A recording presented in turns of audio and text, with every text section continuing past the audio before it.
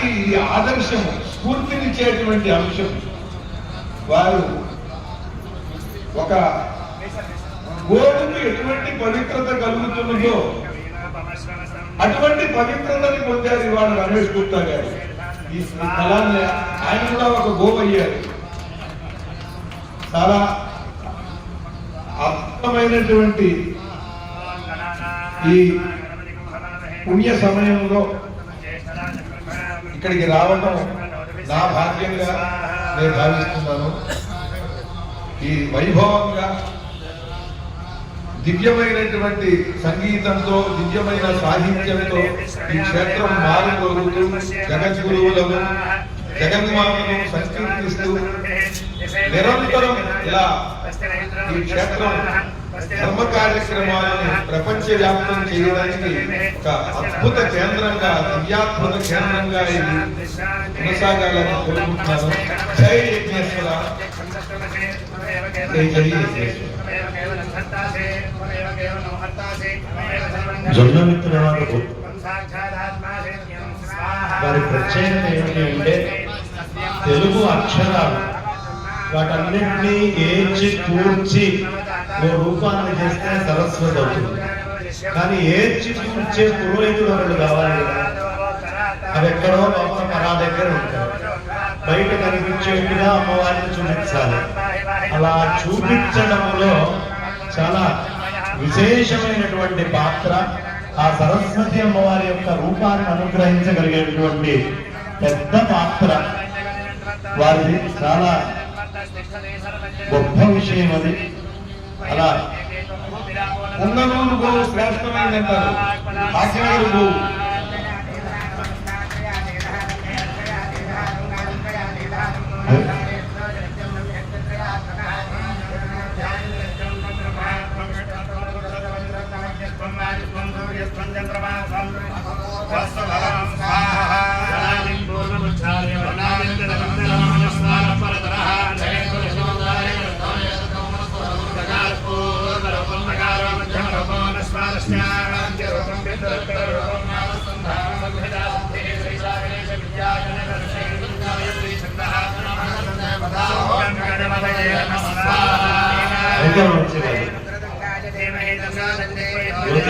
సూర్యనారాయణకి వంశతో వచ్చినట్టే ఒక్కసారి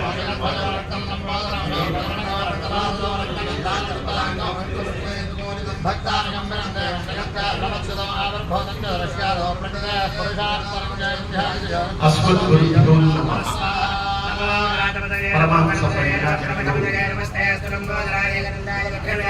భారతీయ మహాస్వామి వారి విజయకర పాఠన సమర్పిస్తూ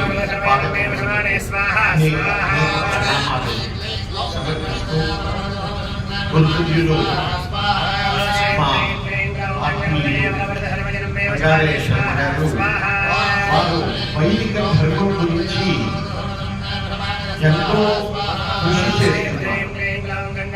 వారితో పాటు మరికొంతమంది జొన్నమిత్రుల రామలింగేశ్వర గారు కానివ్వండి, అనంతలక్ష్మి అమ్మగారు కానివ్వండి, ఇలా శంకర మంచి వారు చాలా మంది వారితో ఎలాగైతే నదీ ప్రవాహాలన్నీ కలిసి సముద్రంలో కలవాలని వెళుతూ ఉంటాయో అలా ఈ ప్రవాహంలో కలుస్తూ మన వైదిక ధర్మాన్ని కాపాడుతూ చక్కగా దాన్ని మరింత దేదీప్యమానంగా యావత్ ప్రపంచం వెలిగేలా ప్రకాశించేలా చేసే సాధనలో ఉన్న వీరికి కొంతవరకు నాకు సేవ చేసుకునే భాగ్యాన్ని కలిగించినందుకు వారి పెద్దలందరికీ మరొకసారి అనేక ప్రణామాలు సమర్పిస్తూ నాకు అవకాశం ఇచ్చిన శృంగేరి పీఠాధీశులకు పెద్దలకు మా అసలు కవిత్వాన్ని చెప్పే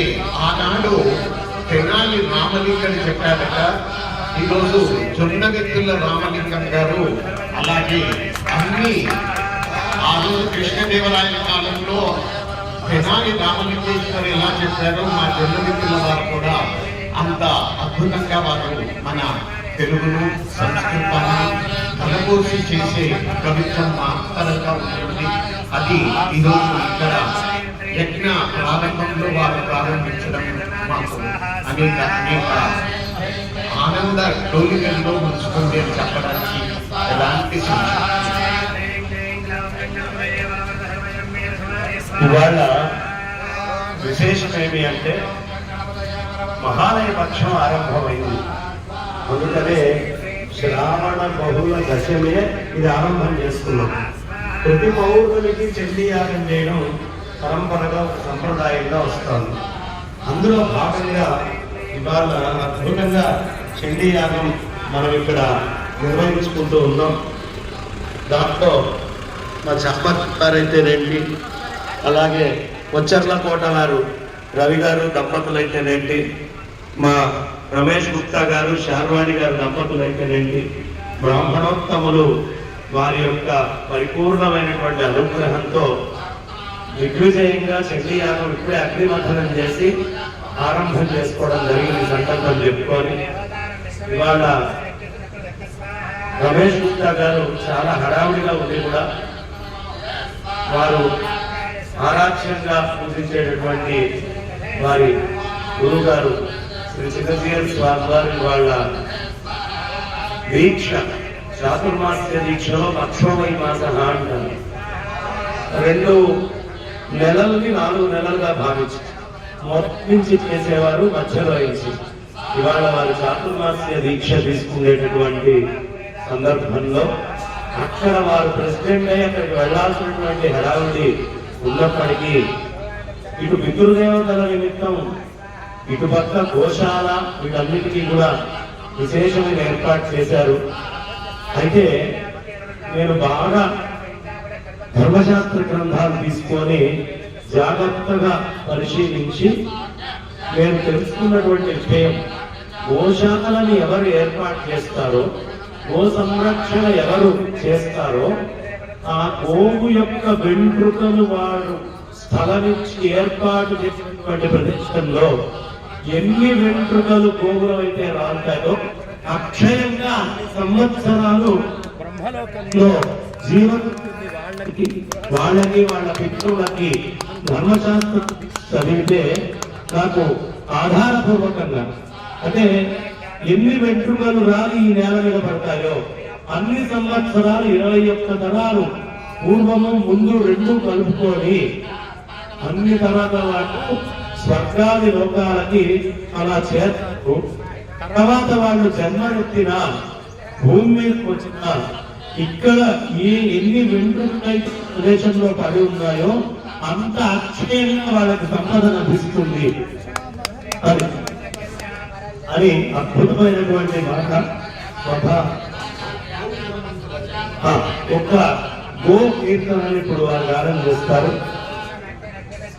గోక్షీరమును గాగుతు నిరతమున్ గోవిందుని కొలుచుతు గోక్షేమంబును కోరి సజ్జనులతో గోరక్షకై సాగుతు గోక్షాంతిం వహింపుచు తపముగా గోమాత నర్చింపుచు గోక్షోణి నివసించుచు బ్రతుకని గోపాల యజ్ఞేశ్వర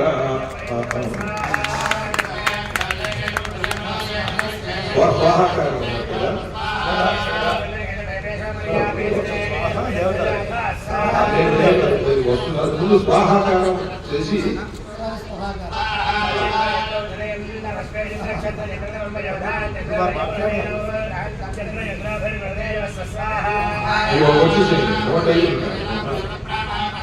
శ్రీహేమాద్రి మహాగ్రమై నా కంఠంలో విశుద్ధి చక్రంలో 16 దళాలు నిపారుతూ ఉంటాయి. చాలా మందికి అవి కూర్చుకుపోయే ఉంటాయి. దాంట్లో సప్తస్వరాలు ఉన్నాయి, సప్తదళాలు, స్వాహాదళం ఉంది, స్వధాదళం ఉంది, అమృత దళం ఉంది, విషదళం ఉంది.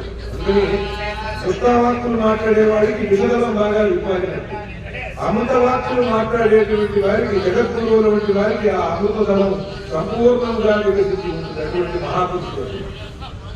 ఇప్పుడు ఈ యజ్ఞేశ్వర శతకం రాస్తూ నేను ఆ యజ్ఞేశ్వరుని ఏం ప్రార్థించానంటే, నా కంఠ కమలంలో ఉండే 16 దళాల్లో స్వాహాదళము, స్వధాదళము సంపూర్ణంగా విప్పారి దివ్యమైనటువంటి జ్ఞానంతో కూడుకున్న వాక్కులను పలికించమని దివ్య మంత్రాల అర్థం స్ఫురింపజేస్తూ నేను మాట్లాడితే వాటి గురించి ఆ అర్థాలన్నీ కూడా అందరికీ స్ఫురించేలాగా బాగా అర్థమయ్యేలాగా చేయమని ఆయన కోరుకుంటూ ఎందుకు వచ్చారు దర్శనం. శ్రీహేమాద్రి మహాగ్రమయి ఆ దళం ఎలా ఉండాలంటే అది మేరు పర్వతం యొక్క శిఖరం ఎలా ఉంటుందో అంత చక్కగా విప్పారి ఉండాలి. ధవళ సుస్నిగ్ధ ప్రభాపూర్ణమయి చక్కని వెలుగులతో ప్రభతో సంపూర్ణముగా విరాజిల్లుతూ మాహేయి శ్రవమయి ఆవు చెవులాగా ఉండాలి ఆ దళం. విశుద్ధికరమయి మా స్వామి భృద్రత్నమయి మా లక్ష్మీదేవి యొక్క స్వామి ఆయన భృద్రత్నం కౌతుభరత్నం లాగా ఉండాలి ఆ స్వాహాదం. వ్యాహారములు సర్వదిగ్జయము పూర్పం కంఠమత్మమునం స్వాహాకారదళంబు విచ్చుకొనని స్వాధ్యాయ విఘ్నేశ్వర. అలాగే నా స్వధాదనం ఎలా వికసించాలి అని నేను కోరుకుంటున్నానంటే విఘ్నేశ్వరుని స్వరము వాక్కును సంస్కరించుకొనుచు స్వాధ్యాయశీలుండనై వరగంభీర పురాణ శాస్త్రగత పూర్వర్షి ప్రబోధములు పరమార్థముల సారమెల్ల ప్రవచింపన్ కంఠపద్మమునం విరియంజేయుమికం స్వధాదళము ఋగ్వేదోక్త యజ్ఞేశ్వర.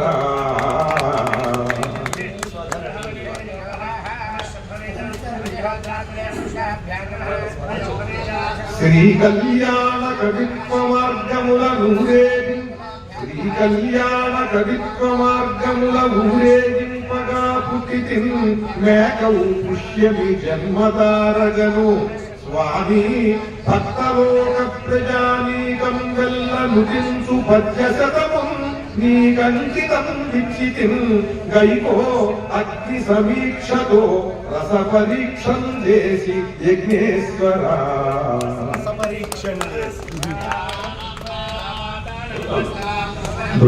గట్టిగా అందరూ ఒకసారి కరతాళ ధ్వనులతో గట్టిగా మా అనంతలక్ష్మమ్మ గారిని 2 మాటలు ఈ సందర్భంగా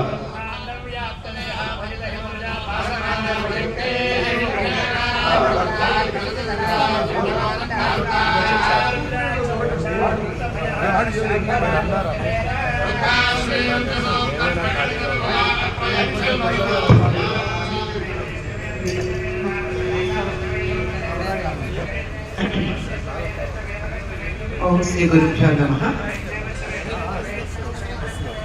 శ్రీ మహాగణాధిపతే నమః. శ్రీమాత్రే నమః. యజ్ఞో వై విష్ణు అని యజ్ఞమే విష్ణు. విష్ణువు అంటే సర్వవ్యాపి. యజ్ఞం సర్వవ్యాపిగా ఉంది. యజ్ఞంలో ప్రధానంగా మనకు ఉండేటటువంటి అగ్ని, ఆ అగ్ని ఏదైతే ఉన్నదో ఆ అగ్నికి సంబంధించినటువంటి యజ్ఞంలో ఉండే అగ్ని వివరాలు శ్రీ కానీ యజ్ఞానికి ఆధారం ఏంటయ్యా? ధేను. అసలు ధేనువుని పూర్వం హోమధేనువు అనేవారు. ధేనువు లేకపోతే యజ్ఞమే లేదు. గోవు లేని చోట యజ్ఞం జరగదు. గోవుని మనం చెప్పుకునేటటువంటి పశువులలో ఒకటిగా పరిగణించడానికి వీలు లేదు. గోవు జంతువు మానవుడు ఏ రకంగా అయితే గోవుని ప్రత్యేకంగానే అనాలి. గోవు యొక్క సృష్టి కూడా మనం సృష్టి క్రమంలో జీవ పరిణామంలో గమనించినట్టయితే అన్ని పురాణాల్లో ఉన్న భాగవతంలో మరింత బాగా వివరించి చెప్పబడింది. అలా ఉన్నటువంటి దాంట్లో ధేనువు యొక్క ఆరోగ్యాన్ని భిన్నంగా ఉంది. ధేనువు లేకపోతే యజ్ఞాన్ని పంచగవ్యాలు ఉండాల్సిందే. యజ్ఞంలో ఆ పంచగవ్యాలు అందరికీ తెలిసినవి. ఆవు పాలు, ఆవు పెరుగు, ఆవు నెయ్యి,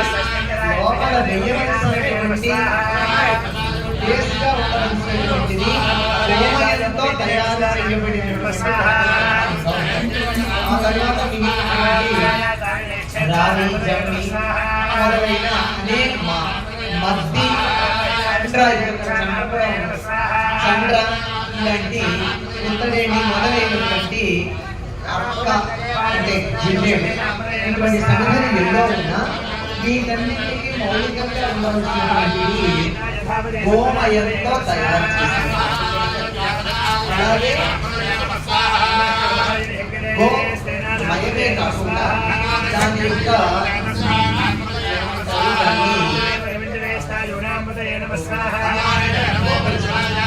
గోపంచితం కూడా గోపంచితం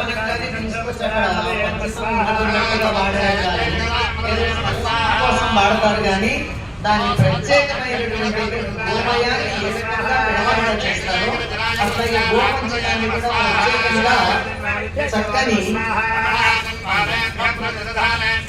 సాల్ట్లాగా తయారు చేసి దాన్ని వాడడం. ఎప్పుడైతే గోవు లేదో ఇంకా యజ్ఞం అన్నది జరిగే అవకాశం ఉంది. అందుకే లోకాన్ని చేసేది యజ్ఞం. యజ్ఞాక్రియ అంటే తన కోసం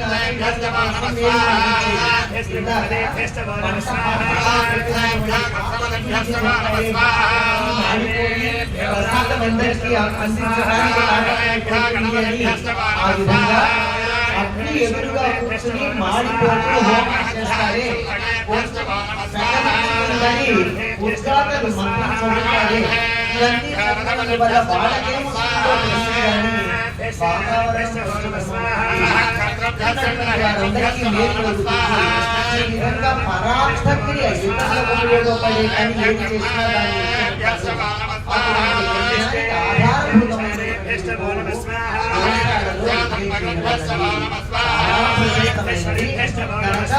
దాన్ని నిర్వహణ కోసం ఒక యజ్ఞశాల, ఆధారభూతమైనటువంటి గోవులను ఉండడం, గోవులు ఉంచడానికి వీలైనటువంటి గోశాల, దానికి మూలమైనటువంటి స్థలాన్ని ఇచ్చిన రమేష్ గుప్తా దంపతిని మెచ్చుకుని తినవలసింది.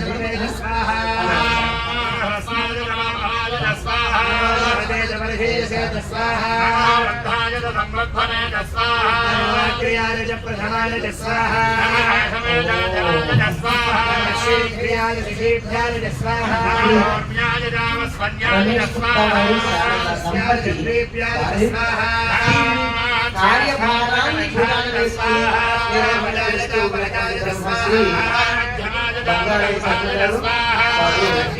లోకహితం కోసం చేస్తున్నటువంటి పని కనుక స్వార్థం కోసం చేస్తే వాళ్ళ వరకు ప్రయోజనం ఉండవచ్చు, అంతవరకే ఉంటుంది. లోకహితం కోసం చేసేది లోకంలో దాని వల్ల ఎంతమందికి మేలు కలిగిందో అన్ని రెట్టు లోకహితం కోసం చేసే పని గోశాల, యజ్ఞశాల, కారణభూతులు పూర్ణిమకి చేసే శివలింగాన్ని నిర్వహిస్తున్నటువంటి అభినందనని జగద్గురువుల యొక్క ఆశీస్సులు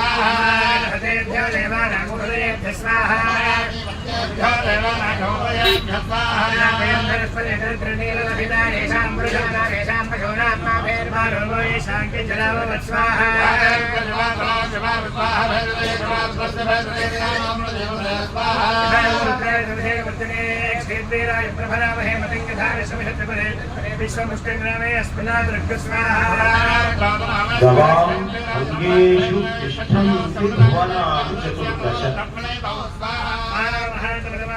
ఆవు లోపల 14 భువన భాండాలు ఉన్నాయి. ఏమిటి అంటే రోజు లేస్తాం, సంధ్య వారిస్తాం. ఓం భూ, ఓం భువః, ఓం శువః, ఓం మహః, ఓం జన్మ, ఓం తపః, ఓం సత్యం. వామనుడు ఆయన అవతారంలో కాలం లేపుతూ లేపుతూ లేపుతూ వెళ్ళిపోయాడు. పైన ఎలా ఉందయ్యా ఆయన కాలు మొత్తం పైకి లేపినప్పుడు బలిచక్రవర్తి దగ్గర ఉన్నప్పుడు కింద ఉన్నటువంటి కాలుకి ఈ భూమంతా కూడా ఆ పాద పద్మానికి బురదలాగా ఉంది. అంటే బురదలో నుంచి పద్మం వచ్చింది అన్నట్టుగా ఉందట అది. మరి పైన ఎలా ఉందయ్యా అంటే పైన రెండో పాద పద్మము అనేది పూర్తిగా వ్యాప్తి చెందితే అక్కడ ఉండేటటువంటి నక్షత్రాలు గోళాలు అన్ని కూడా ఆ పద్మం మీద వారిని తుమ్మెదల్లాగా ఉంది. అయ్యా అయిపోయిందయ్యా, పైన అన్ని పూర్తయినాయి, కిందంతా పూర్తయింది, ఏమిటి అని మూడో మాట అడిగాడు. అడిగితే ఏమీ లేదయ్యా, ఇక మిగిలింది ఒకటే. నాలో ఉండేటటువంటి మూలాధారమైన దాన్ని మొత్తాన్ని నొక్కావు, అడుగు పెట్టావు, ఆక్రమించావు. నా హృత్కమలంలో నేను అనే అహంకారం ఉంది, దాన్ని పైకి లేపావు, తొక్కేశావు. ఇక ఉండాల్సినటువంటి స్థానము నీదైనటువంటి స్వస్థానం. నువ్వు ఎక్కడి నుంచి వచ్చావు? నువ్వు రావడానికి ఒక చోటు ఉండాలి కదా, అది ఎక్కడో కాదయ్యా నా మస్తిష్కము, అదే సహస్రార చక్రము. ఇక నువ్వు స్వస్థానమసి, నువ్వు ఎక్కడి నుంచి వచ్చావో అక్కడే పెట్టవయ్యా ఇంకొకరు అన్నాడు ఆయన. కాబట్టి ఈ ఓం భూః భువః సువః మహః జనః తపః సత్యలోకాలు ఏవైతే 7 ఉన్నాయో, అతల వితల సుతల తలాతల రసాతల పాతాళ లోకాలు కింద ఏవైతే ఉన్నాయో, ఇందులో ఎన్ని రకాలైనటువంటి ధాతువులు ఉన్నాయో ఆ ధాతువులన్నీ కూడా భూములో గ్రయండి. నవాం అంగేషు తిష్టంతి భువనాని చతుర్దశ. అది ఇంకా ఏ ప్రాణిలో ఈ ప్రపంచంలో లేదు. కారణం, మా అమ్మగారు నా చిన్నప్పుడు పాలిచ్చారనుకోండి, అది మనుష్యులకు ఉపయోగపడుతుంది. ఓ కుక్క పాలిచ్చింది, అదేదో కొన్ని జాతులకు ఉపయోగపడుతుంది. ఓ పాలిచ్చింది, కొన్ని జాతులకు ఉపయోగపడుతుంది. ఈ మొత్తము విశ్వంలో ఉండే ఏ జీవికైనా అన్నాన్ని ఇవ్వగలిగేటటువంటి తల్లి ఏదైనా ఉందా అంటే అది గావు. అందుకే గావో విశ్వస్య మాతరః. గావు విశ్వం మొత్తానికి ఎందుకు తల్లి అయింది అంటే ఏ జీవికైనా కూడా అది ఆహారాన్ని ప్రసాదించగలదు కాబట్టి గావో విశ్వస్య మాతరః. మరి ఈ అద్భుతమైనటువంటి 14 లోకాల కింద 14 లోకాల పైన ఇదే గాయత్రి మంత్రం యొక్క మూలమైనటువంటి అర్థం. ఈ గాయత్రి ఎక్కడుందయ్యా అంటే గోవు ఎందుంది. ఈ 14 భువన భాండాల్లో ఎంతమంది దేవతలు ఉన్నారో, మనం వెంకటేశ్వర స్వామి దగ్గరికి వెళ్తాం తిరుమల. ఆ వెంకటేశ్వర స్వామి వారి యొక్క విగ్రహము, మూల విగ్రహము, అది ఈ భూమికి సంబంధించినటువంటి ధాతువు కాదు.